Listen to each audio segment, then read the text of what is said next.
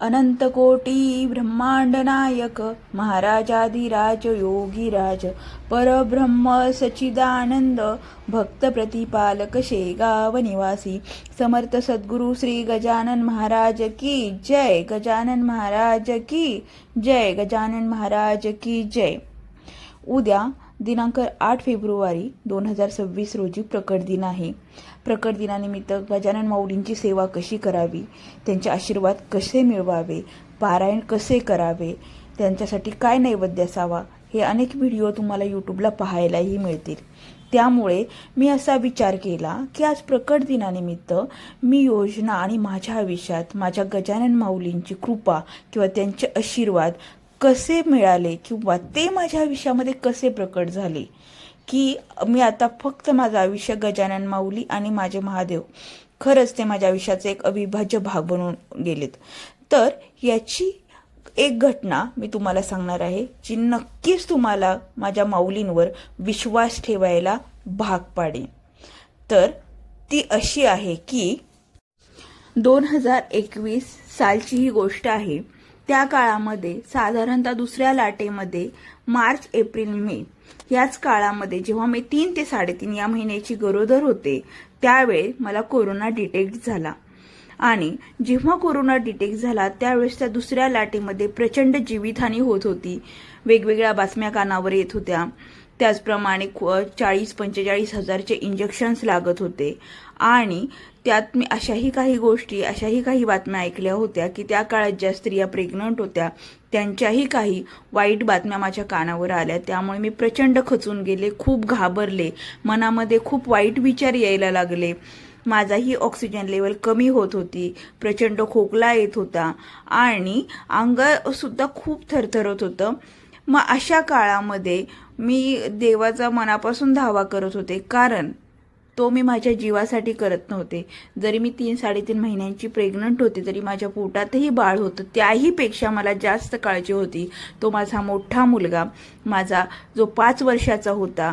त्या शौर्याची मला खूप काळजी वाटत होती. मनामध्ये भविष्याचे विचार येत होते. माझं जर काही झालं तर माझ्या शौर्याला कोण बघणार. शेवटी कितीही वडील प्रेमळ असले तरी आईचं प्रेम ते आईचं प्रेम असतं. आणि त्यावेळेस माझी जी मावशी आहे मुंबईला, ती गजानन महाराजांची खूप मोठी भक्त आहे. ती खूप वर्षांपासून, म्हणजे जेव्हा ती साधारण आता रिटायरमेंटला आलेली आहे आणि ती डीएडला असल्यापासून, म्हणजे शिक्षिका आहे आणि ती डीएडला होती तेव्हापासून ती गजानन महाराजांची सेवा करते. मी तिच्याकडून भरपूर वेळा गजानन महाराजांबद्दल ऐकलेलंही होतं. आणि त्यावेळेस मी जेव्हा माझ्या मावशीला फोन केला तेव्हा केविलवाणा आवाजात मी माझ्या मावशीला रडतच म्हटली, मावशी मला खरंच खूप भीती वाटत आहे, मला यातनं बाहेर पडायचे, मनात कुठलेही विचार येत आहेत, प्लीज तू गजानन महाराजांची सेवा करतेस तर महाराजांकडे माझ्यासाठी प्रार्थना कर ना. कारण की ज्यावेळेस मला कोरोना झाला होता त्यावेळेस मला डॉक्टरांनी हेही सांगितलं होतं की आपण तुला कोरोनाची औषधं देतोय, पण ह्या औषधांचा इफेक्ट जर तुझ्या बाळावर होऊही शकतो.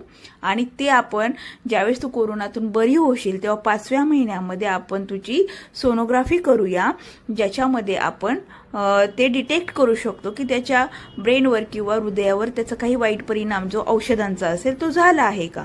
त्यामुळे मी जास्तच घाबरले होते. त्यामुळे मी मावशीला म्हटले, मावशी माझ्यासाठी गजानन माऊलींना प्रार्थना कर ना की मी बरी होऊ दे, माझ्या बाळाचे नंतर सोनोग्राफीचे रिपोर्टही चांगले येऊ देत.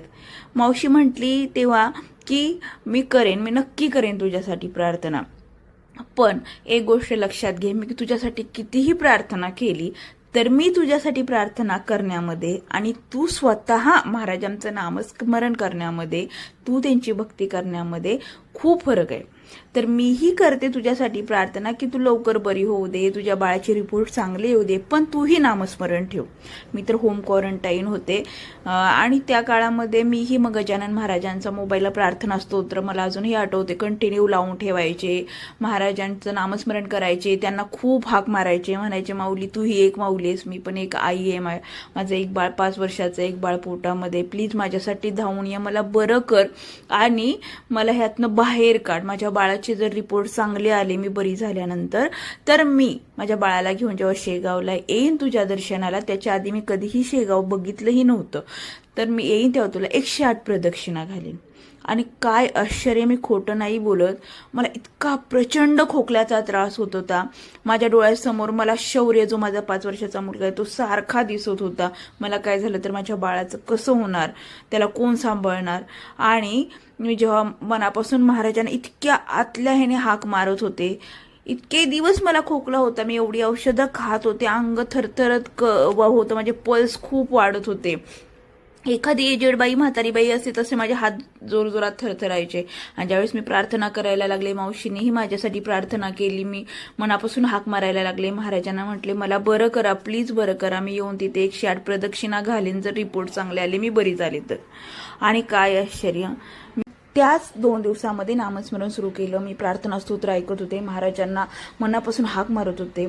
आणि मला अचानक एक सकाळी एक मोठी उलटी झाली, जे मला सांगताना हे कसं तरी वाटत आहे, कदाचित तुम्हाला ऐकतानाही वाटत असेल, पण तो हा माझा अनुभव आहे, मला सांगणं गरजेचं आहे की महाराज खरंच कशी भक्तांची मदत करतात. आणि त्या उलटीमध्ये जो माझ्या छातीमध्ये कफ साठला होता आणि जो खरंच कोरोनामध्ये खूप घातक होता, तो कफ सगळा त्या उलटीमधून बाहेर पडला. आता असं नव्हतं की मला आधीही उलट्या होत होत्या, पाणी पिलं तरीही उलटी होत होती, पण तो कप बाहेर पडत नव्हता. औषधं खात होती, त्याचा इफेक्ट होत नव्हता. पण मी मनापासून नामस्मरण 2-3 दिवस सलग केलं आणि हाक मारत होते, खरंच अंतकरणापासून हाक मारत होते. मला उलटी झाली आणि तिथून पुढं माझ्या तब्येतीमध्ये प्रचंड पटकन आणि फास्ट फरक पडला. मी खरं सांगते तुम्हाला, ह्यातच एक दुसरा अनुभव असाही आहे. ह्याच अनुभवातून नंतर मला प्रचंड महाराजांचे अनुभव आले. मी तेव्हा हेही म्हटलं होतं की मी बरी झाल्यावर पारायण करेन.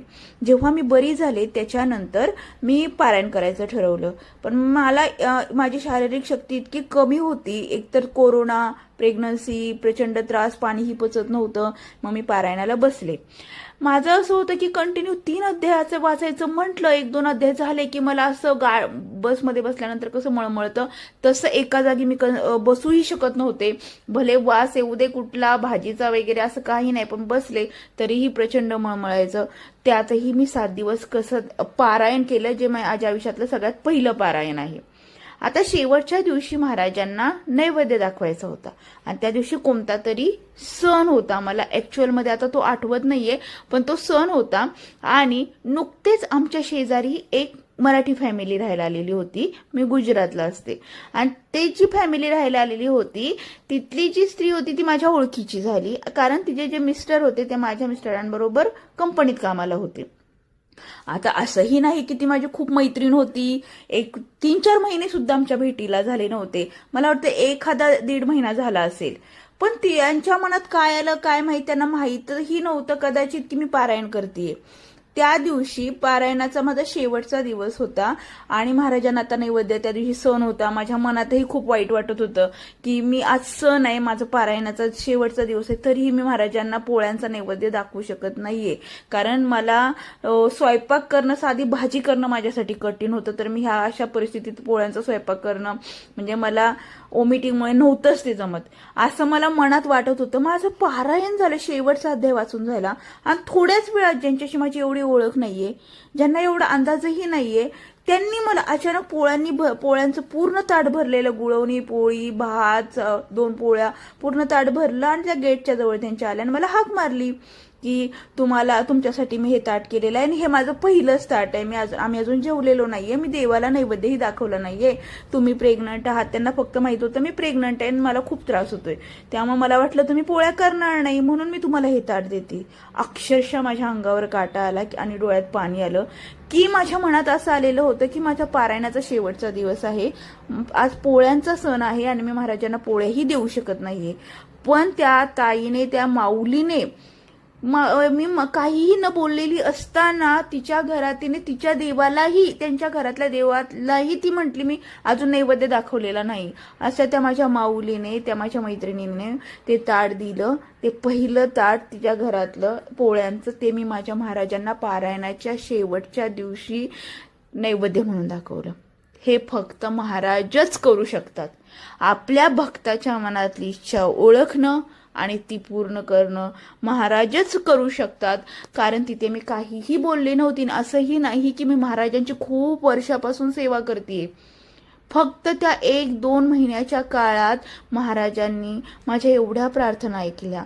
त्यानंतर मी बाळ होईपर्यंत महाराजांचं जेव्हा जेव्हा आठवण येईल तेव्हा नामस्मरण करायचे आणि त्यांच्या कृपेने माझ्या बाळाचे सोनोग्राफीचे रिपोर्टही छान आले आणि माझा जो मला मुलगा झाला आणि तोही खरंच खूप शांत, सद्गुणी आणि खूप छान आहे. त्यालाही देवाची प्रचंड आवड आहे, त्यालाही महाराजांची आवड आहे. तो कुठल्याही देवाचं नामस्मरण खूप छान करतो. तर सर्व गजानन माऊली भक्त किंवा जे सर्वच खरंच अध्यात्मामध्ये आहेत त्यांना मी आज गजानन महाराजांच्या प्रकट दिनानिमित्त खरंच माझ्या आयुष्यामध्ये महाराज कसे आले हे मला सांगायचं होतं. त्यामुळे मी माझ्या व्हिडिओद्वारे तुम्हाला सांगितलेलं आहे. माझी गजानन माऊली खरंच खूप प्रेमळ आहे. एकदा तुम्ही तिला साथ द्या, हाक मारा आणि फक्त नामस्मरण करा.